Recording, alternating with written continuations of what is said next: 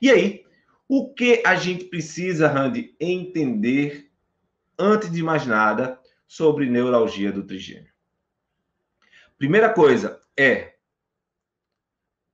a diferença entre as afecções, os problemas associados com o trigêmeo e com o facial. Entendam.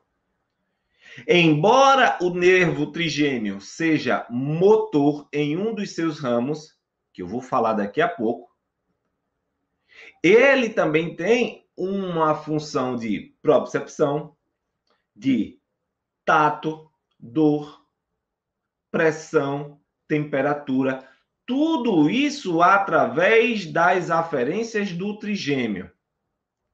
E essas aferências do trigêmeo, elas categoricamente mandam informações e são responsáveis por dar a hipersensibilidade, a aferência para os núcleos trigeminais. E agora se liga nisso.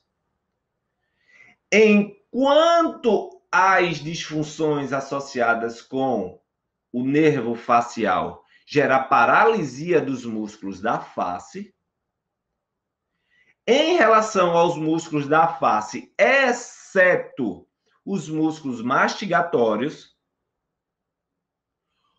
o trigêmeo só atua nisso, músculos mastigatórios. Não há função do nervo facial.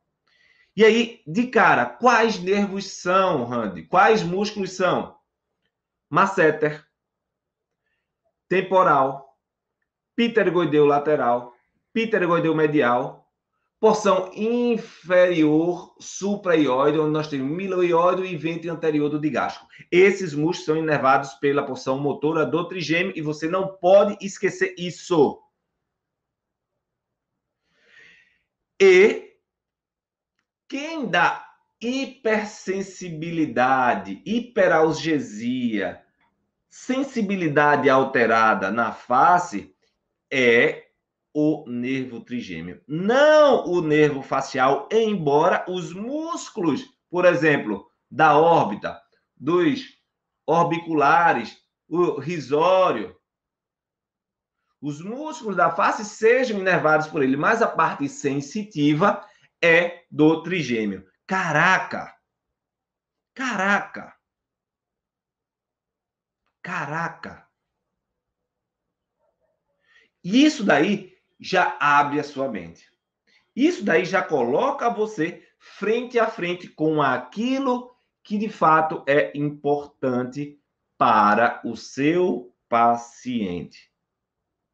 Para você fazer diagnóstico diferencial, para você estar de forma clara contextualizando aquilo que seu paciente precisa. E ponto. Sem muitas delongas. Eu quero que você aprenda essa objetividade. Ah, Randy, tudo bem, mas essa questão de nervo craniano, isso aí é muito raso na faculdade. Quando você tem essa formação com muita dificuldade, isso vai repercutir categoricamente no seu trabalho, nos seus resultados, na sua forma de entender isso. E quando se fala em disfunção e neuralgia do trigêmeo, que os nossos pacientes chegam demais com isso, a gente precisa saber pelo menos esse diagnóstico diferencial. Por que não é o facial e por que é o trigêmeo? E é isso que a gente coloca frente a frente para você. É isso que a gente traz para você. Essa clareza, tá? Essa clareza. E a partir daí, quando você começa a entender, a gente vai agora para a base. O que é preciso entender do trigêmeo? Primeiro, o trigêmeo possui 3 ramos que saem do seu gânglio trigeminal na região de fossa média do crânio. Randy, qual é a fossa média? É essa aqui, ó. Fossa média é essa estrutura látero-lateral que pega o trigêmeo. E ele está exatamente aqui. Aqui. Ele se acomoda, o gânglio trigeminal se acomoda com suas informações vindo do tronco encefálico.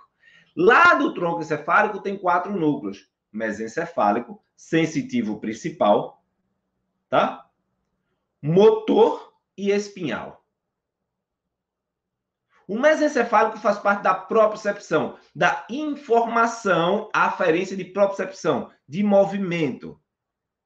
O sensitivo principal é relacionada a tato e pressão. Tato e pressão. Sensibilidade de tato e de pressão. O motor é a porção motora. E aí tem um detalhe. Para você entender a neuralgia do trigêmeo, tem um detalhe. A porção motora, embora eu tenha 3 ramos que saiam dessa fossa, ó, 3 ramos, eu tenho apenas um que é motor, que vai exatamente para masseter, temporal, pterigoideu lateral, pterigoideu medial. E supraioides, o miloioide e o ventre anterior do digástrico. Então, só um.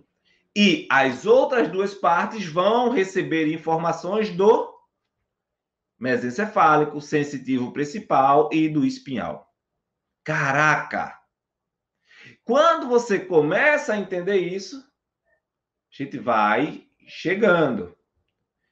E aí, gente, olha o que não lhe ensinaram de forma clara para você ter uma perspectiva terapêutica, uma perspectiva de resultado. Olha o que não lhe ensinaram.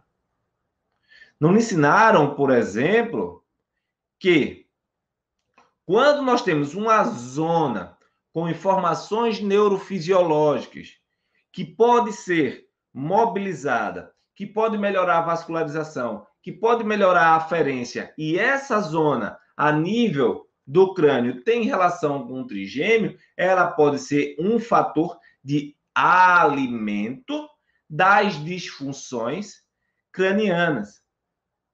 E esses fatores de alimento, de alimentar as disfunções, faz com que a dor e o sofrimento do paciente permaneçam.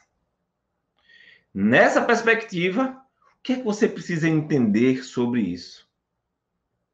É que a inervação associada com o trigêmeo, como eu mostrei aqui no começo nesse livro, e eu vou pegar aqui agora para vocês, novamente, para mostrar essa imagem que é sensacional e dá muita clareza,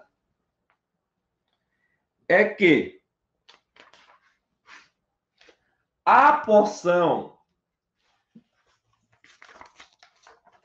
de inervação, ó, conduto auditivo, pavilhão auditivo, e aí, ó, ramos oftálmico, maxilar e mandibular. Esses ramos vêm exatamente daqui, ó, que eu falei, fossa média do crânio, e ramificam porção oftálmica, porção maxilar e porção mandibular.